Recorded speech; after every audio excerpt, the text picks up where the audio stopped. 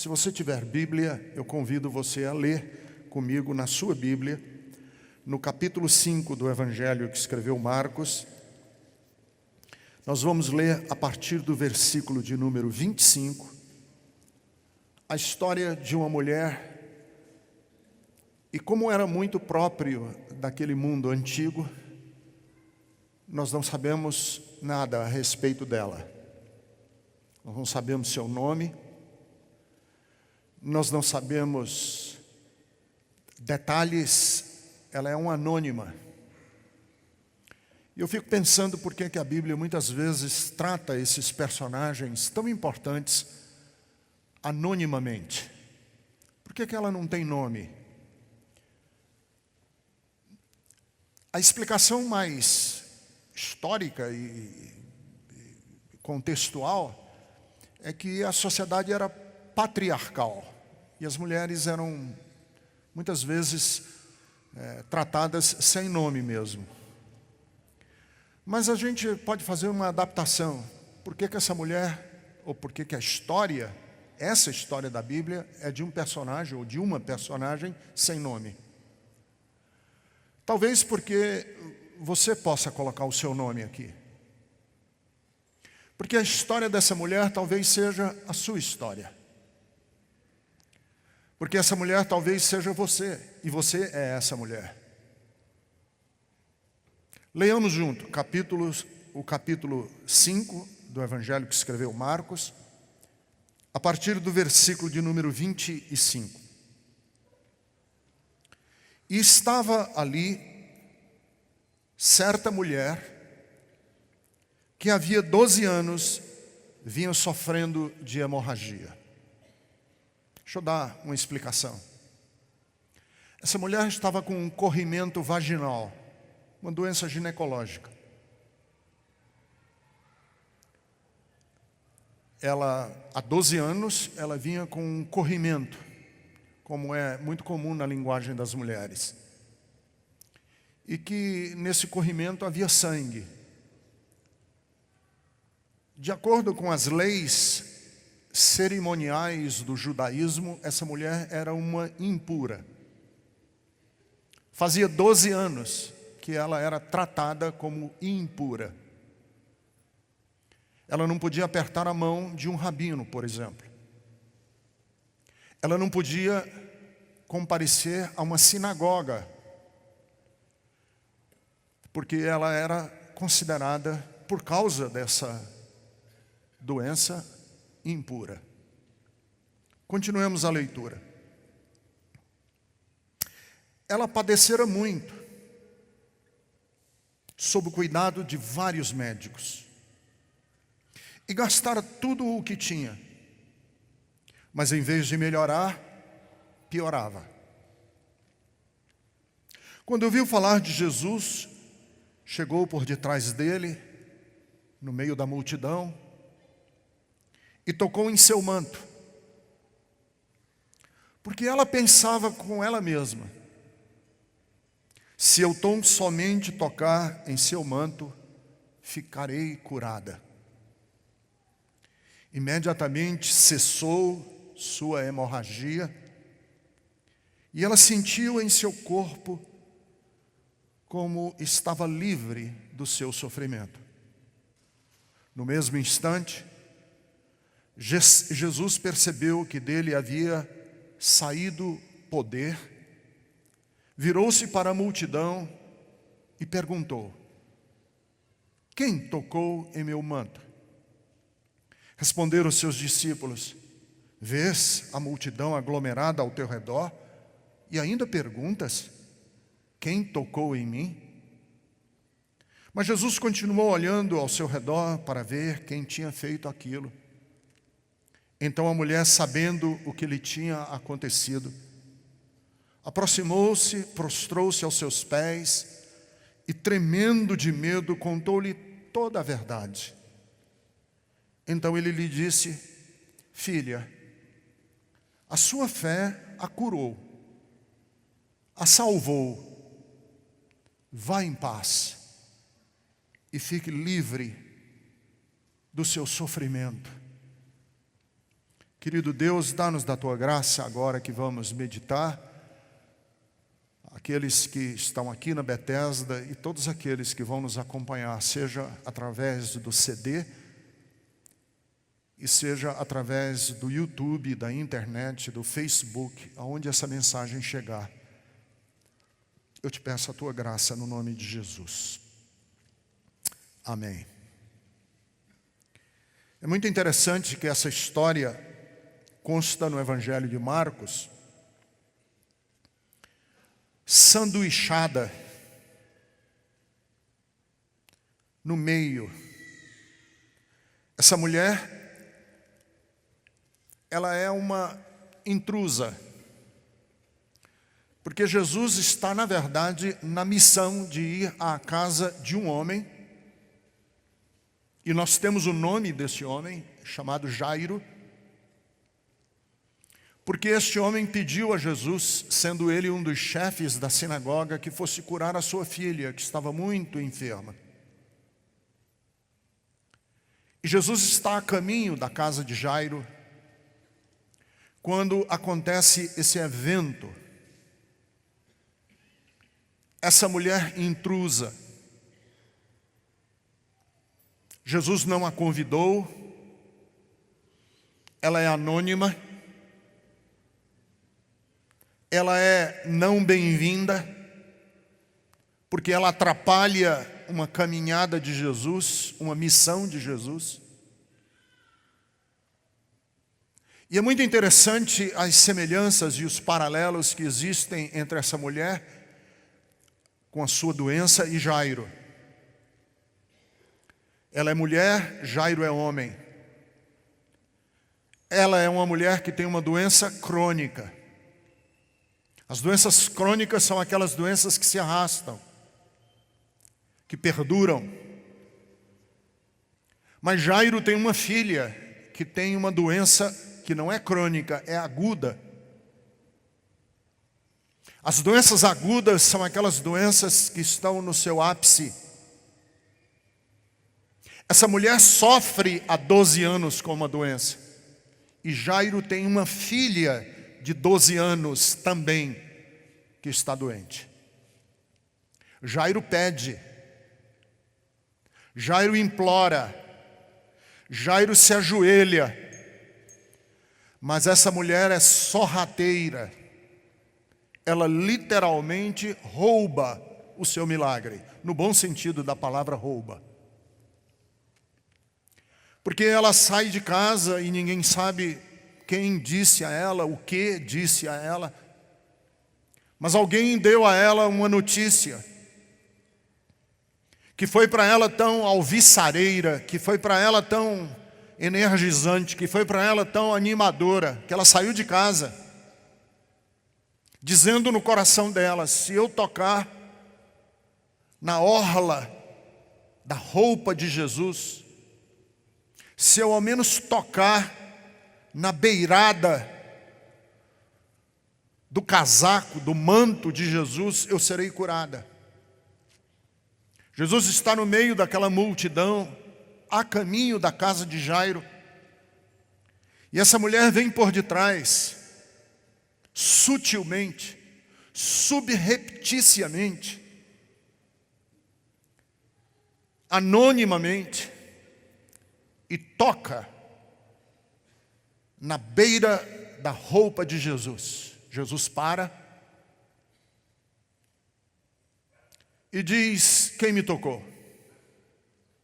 Óbvio que os discípulos que estavam perto de Jesus disseram: essa é uma pergunta que não cabe, porque todo mundo está te tocando. Nós estamos no meio do empurra-empurra, nós estamos no meio de uma multidão que se aglomera, que se empurra um ao outro. Alguém deve ter esbarrado em ti, claro. Jesus disse: não, de mim saiu virtude, de mim saiu poder. Algo aconteceu de anormal. E ele olha e fica em busca de saber quem era. E a mulher, então, sabendo que ela não conseguiria continuar anônima, ela se joga no chão. E o texto diz que ela conta para Jesus toda a verdade. E Jesus disse: mulher, vá embora. livre desse sofrimento, quer dizer, dessa doença aguda que lhe aflige, ou que lhe afligiu durante 12 longos e tenebrosos anos. A história dessa mulher, como eu disse, pode ser a minha e a sua história. Porque essa mulher, para mim, é o retrato de alguém que no curso da vida disse: chega. Essa mulher é a história de uma personagem, que pode ser homem e pode ser mulher, que ao longo da sua biografia bateu um marco no chão, bateu um mourão no chão e disse: chega, basta. Porque todos nós podemos conviver com doenças crônicas, mas não doenças crônicas físicas. Eu conheço muita gente que sofre doenças crônicas espirituais. Gente que está angustiada por dentro, sofrendo. Gente que está se desgastando, que está morrendo ao longo de anos. 12 longos anos. Mas chegou o momento dessa mulher dizer: basta, chega, não mais. Tanto que ela sai de casa com uma determinação, ela sai de casa com um ímpeto, ela sai de casa tão resoluta, que a resolução dessa mulher se transforma em energia. Essa resolução dessa mulher se transforma em medicina. A resolução dessa mulher é um psicossomatismo ao reverso. As doenças da alma adoecem o corpo. E essa mulher me ensina que a energia de viver pode trazer saúde para os nossos órgãos. Mas essa saúde e essa energia de viver nascem quando ela diz: chega, basta, não mais. Talvez você que vem se arrastando num relacionamento conjugal pobre, doentio, tenha que chegar a hora de você dizer: chega.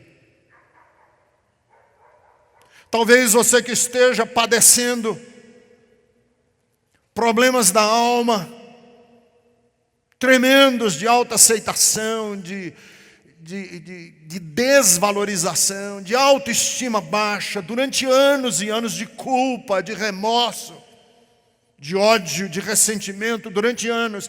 Talvez você precise dizer: chega, basta, não mais.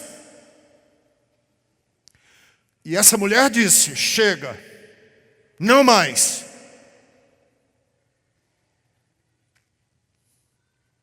Quando é que a gente sabe a hora de dizer chega?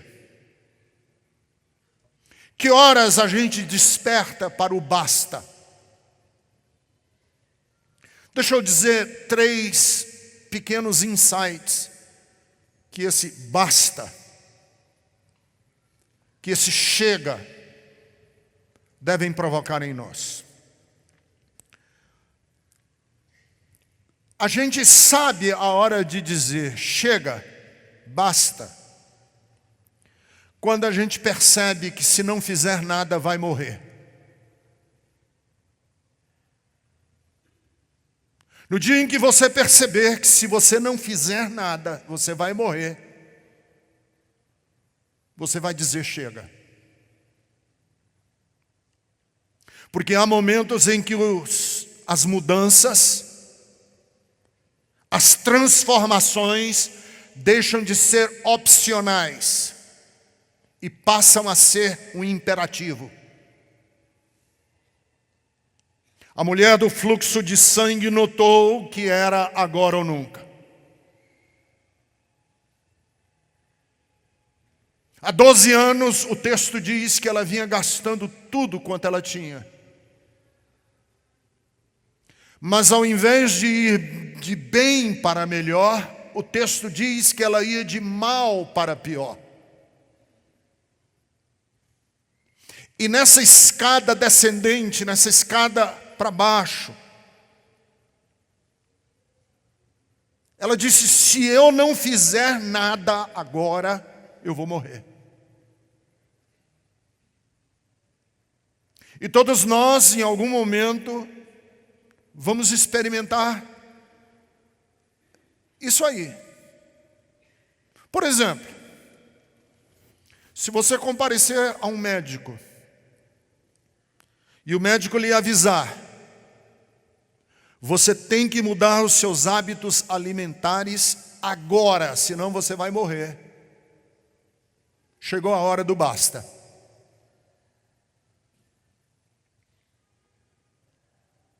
Diante de um agravamento da sua condição financeira e o rombo nas suas contas bancárias e de cartão de crédito, que você começa a ver que se transformou numa bola de neve, você vai chegar a essa conclusão: ou eu mudo o meu estilo de vida, o meu consumismo, ou eu vou à falência. Diante do desmoronamento da família,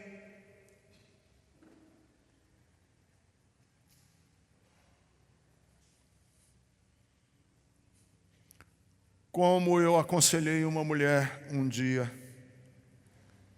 que o marido batia nela, e ela foi para o pronto-socorro, com o nariz quebrado, que o marido deu um soco na cara dela, tão grande que ela quebrou o nariz, e foi para o pronto-socorro. E não foi nem o médico, foi o enfermeiro do pronto-socorro, olhou para ela e disse: senhora, eu acho que é hora de você mudar e de dizer chega. Enquanto a gente tem meios de resolver, enquanto a gente vai driblando os problemas, o chega nunca chega, o basta nunca acontece. Enquanto a gente trata os nossos problemas como pequenos, enquanto a gente trata as nossas dificuldades como marolas, a gente nunca acredita que chegou a hora da gente se reinventar. Nunca. Enquanto a gente concebe meios de resolver, a gente vai resolvendo. Enquanto sobram cartas na manga, a gente vai blefando no jogo do pôquer da vida. Enquanto nos restam habilidades, a gente vai postergando. Vejam, há 12 anos essa mulher, a medicina naquela época era muito primitiva, mas há 12 anos ela vem tentando. Ela vem gastando aqui, vai gastando acolá, ela vai num charlatão ali, ela vai no charlatão mais além, ela vai na igreja evangélica, ela vai no missionário, ela vai no pastor que ora forte, e ela vai tentando, achando que um dia a coisa ia acontecer naturalmente, até que ela chega à conclusão: se eu não fizer alguma coisa agora, eu vou morrer. De repente, quando a gente sente que a água está no pescoço, e lembre-se, são os pequenos vazamentos que afundam um navio. E enquanto a gente vai permitindo esses pequenos furos na nossa vida, a gente não faz nada, é uma marola, não é um tsunami. e a gente não cuida. Mas há um momento que a gente diz: se eu não fizer nada, eu vou morrer. Eu vou morrer por dentro. Eu vou morrer como pessoa. Eu preciso fazer alguma coisa. E a mensagem do Evangelho é essa: que a nossa vida é breve e que você não sabe qual é a última palha que vai quebrar o lombo da mula ou do camelo. Você não sabe qual é o último fio de capim que, quando colocar no lombo do camelo, ele vai arriar. E a Bíblia é um chamado para nós a sermos sempre homens e mulheres conscientes do tempo. Que se a gente não fizer nada, nós vamos morrer. Quando é que a gente sabe qual é a hora de mudar? Quando chega a hora de dizer chega. Quando é, pastor Ricardo? Segundo, quando a nossa oração a Deus é assim: Deus, se tu me deres mais uma chance, eu me agarrarei a ela com todas as forças. No dia em que você fizer essa oração, ou chegar um momento da sua vida que você vai fazer essa oração. Qual a oração, pastor Ricardo? A seguinte oração: Deus, se tu me deres mais uma chance, eu vou me agarrar a ela com todas as minhas forças. Essa é a hora de mudar. Quando a gente percebe que a oportunidade é uma dádiva. Quando a gente percebe que, por algum motivo, pela misericórdia de Deus, nós estamos jogando o tempo extra da partida. Quando a gente vê que a gente está nos minutos não finais, nós estamos nos minutos adicionais.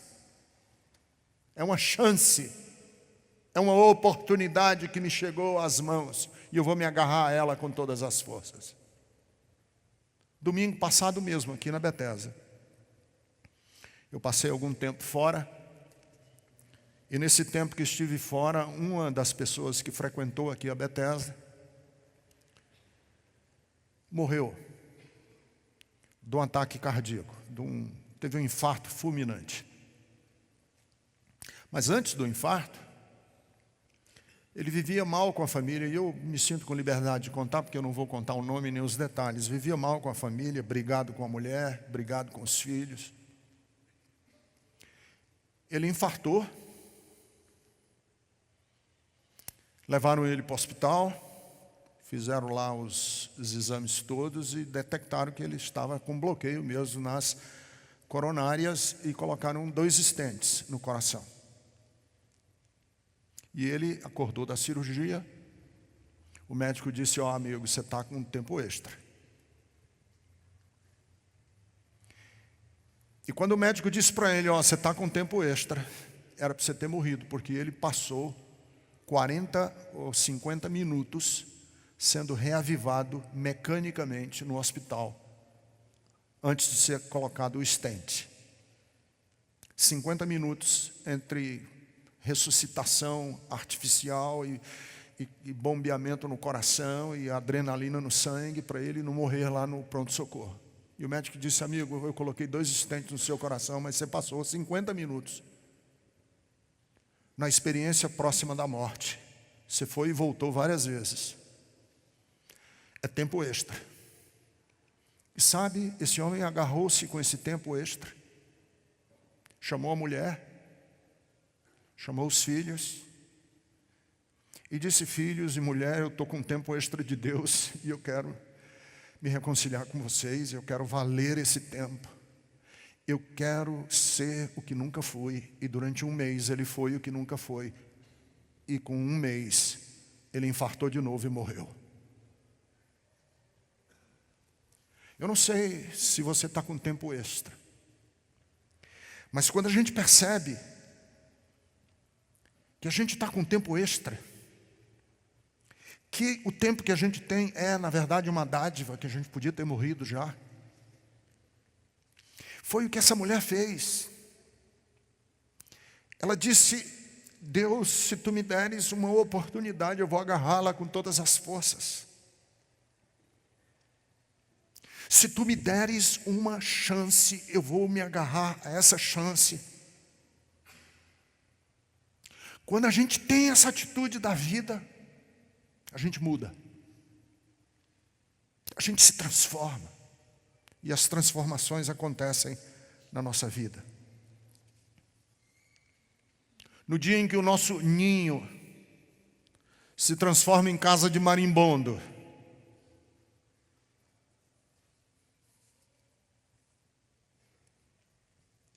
esse rapaz acordou, esse senhor, na verdade, rapaz não, esse senhor acordou da cirurgia e disse: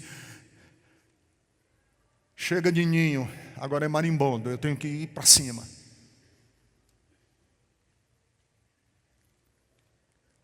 Eu estou vivendo nos acréscimos do jogo e eu quero me agarrar a eles e dar tudo que tenho. Esse é o tempo da graça. E no tempo da graça a gente diz assim: chega da vida mostrar punho cerrado na minha cara.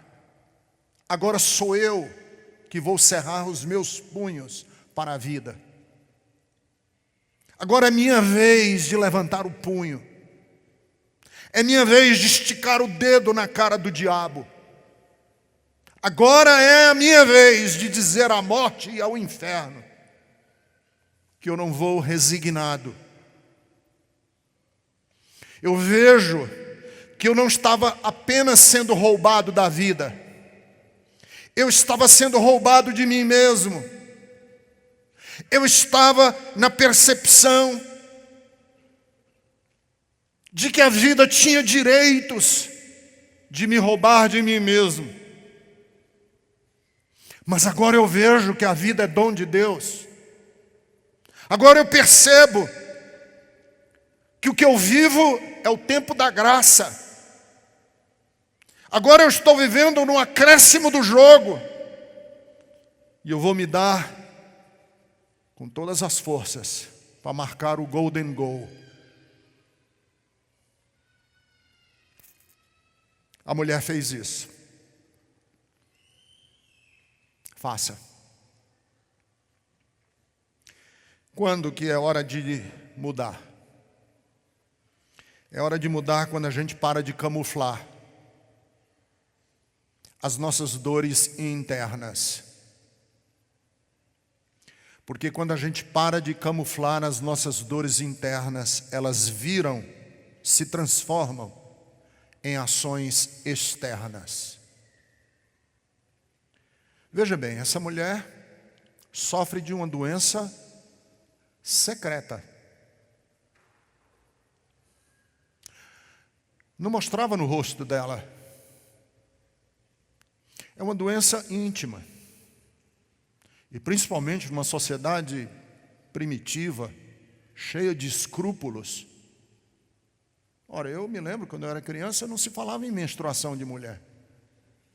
Era uma coisa que nem se mencionava. Era cheia de escrúpulos a sociedade no passado. Essa mulher tem uma doença íntima. Ela tem uma doença que ninguém toca no assunto. É uma doença interior, não exterior, no sentido alegórico da palavra interior, que ninguém vê. Muitas das doenças que nós sofremos, elas são da alma, ninguém vê.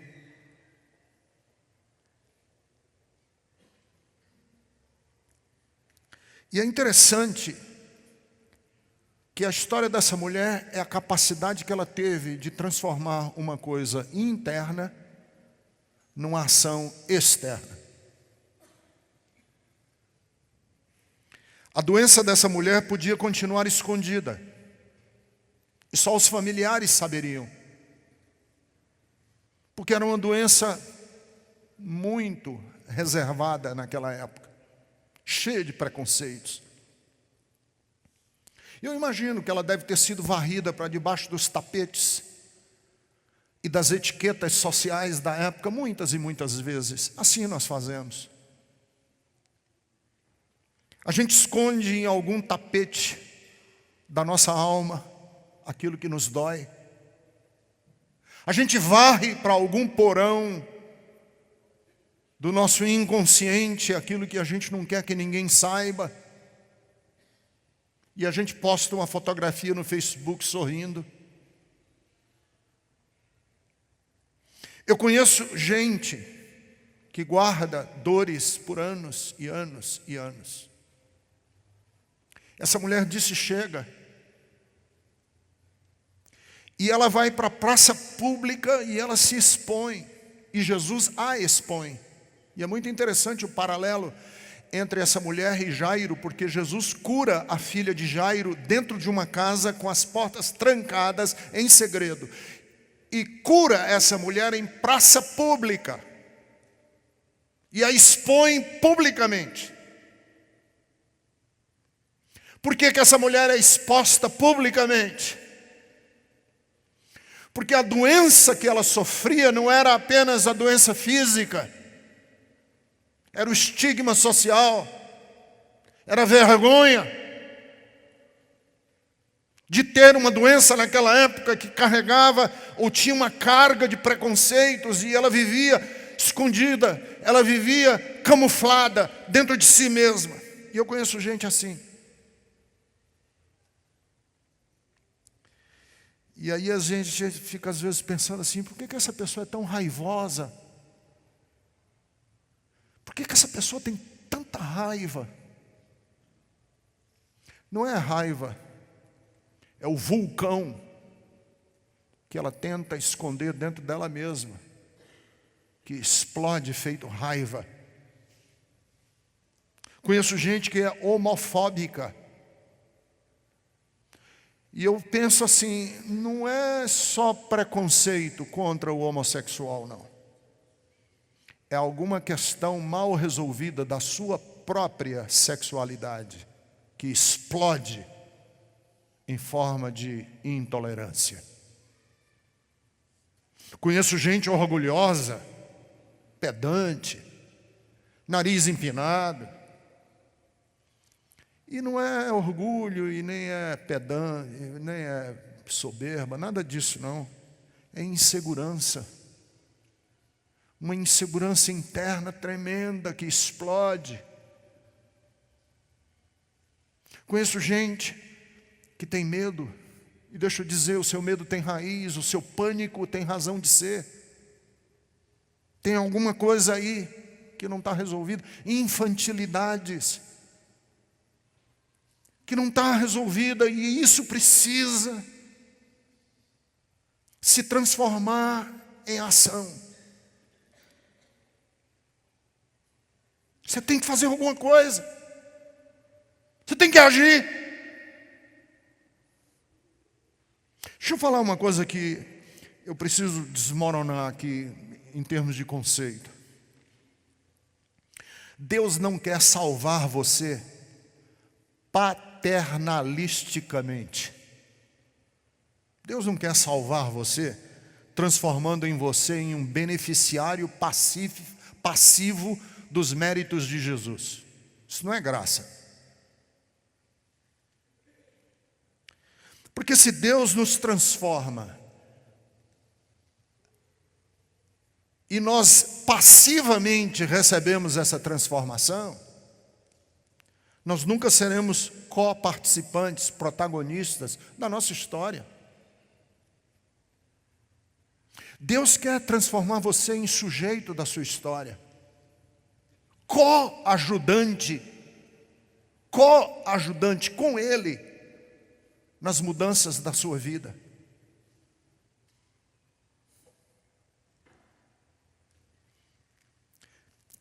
Porque fé é um fato. Mas fé também é um ato. Você crê? Creio. Então tem que fazer alguma coisa. Por que eu digo isso? Porque o texto diz que essa mulher estava em casa. Ela estava em casa. E em casa ela creu que Jesus podia tocar nela.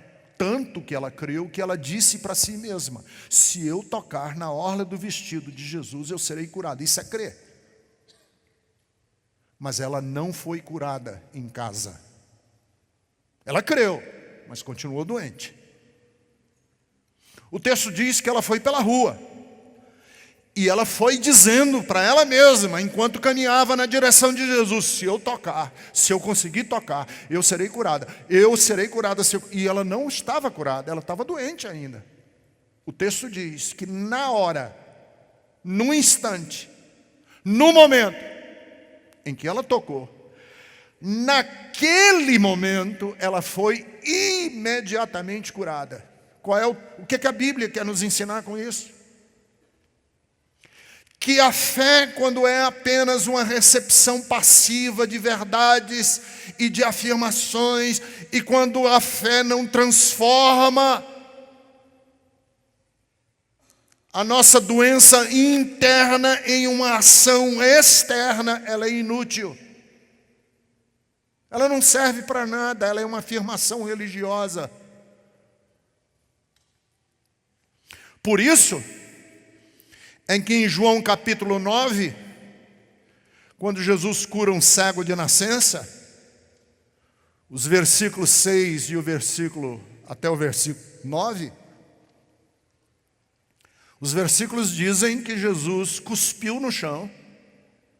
Olha a narrativa bíblica, como ela é linda. Jesus cuspiu no chão. Às vezes eu fico pensando, por que é que eles colocam esses negócios na Bíblia? Cuspiu no chão, fez um lodo com o cuspe e a lama, fez uma laminha de cuspe com barro, colocou nos olhos do cego, e esse gesto de colocar a laminha, o cuspe no olho do cego, nada, ele continuou cego. Jesus disse: agora você vá no tanque de Siloé, apresente-se ao sacerdote, lave essa laminha, porque na hora em que você lavar essa lama, você será curado. E o texto diz que o homem foi, obedeceu, foi lá no tanque, lavou a lama do olho, e na hora que ele lavou a lama do olho, naquele instante ele foi curado. Por isso é que Naamã, rei da Síria, foi conversar com o profeta Eliseu, e o Eliseu disse para ele assim: ô Naamã, deixa eu te falar uma coisa, você quer ser curado? Você quer rei? Vai, lave-se e banhe-se e mergulhe no rio Jordão 7 vezes.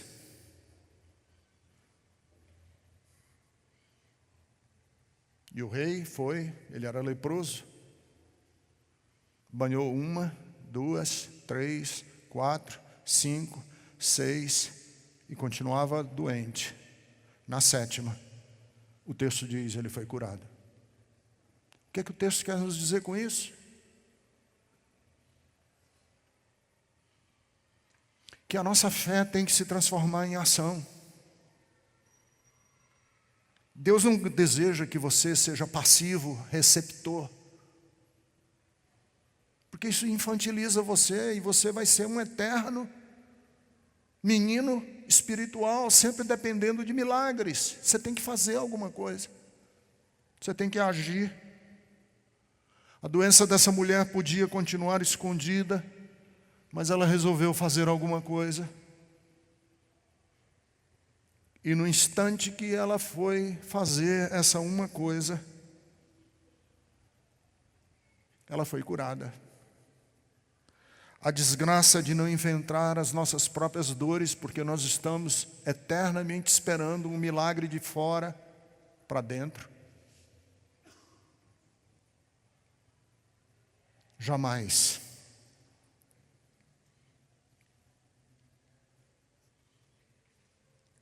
Você vai ser o que Deus gostaria que você fosse. Pastor, quando é hora de mudar? Quando aquilo que a gente percebe dentro da gente se torna menor do que a nossa vontade de agir, de ir. E essa é a beleza do texto bíblico. Que quando a gente vai na direção de Jesus, e esse pensamento eu sou grato a Deus pelo insight agora do que eu vou dizer agora ao Leonardo Boff. Quando ele diz assim, vamos combinar. O que essa mulher fez foi uma bruta de uma superstição. Isso é uma bruta de uma superstição. Se eu tocar na orla do vestido, vão imaginar, eu chego aqui na Bethesda e digo, olha pessoal, se você tocar na orla do meu casaco, você vai ser curado. Todo mundo vai dizer, o pastor está fazendo charlatanismo, isso é superstição. É superstição igual eu dizer que o lenço do meu suor cura as pessoas. É superstição, foi uma baita de uma superstição. E aí o Leonardo Boff diz assim, não vamos discutir a superstição.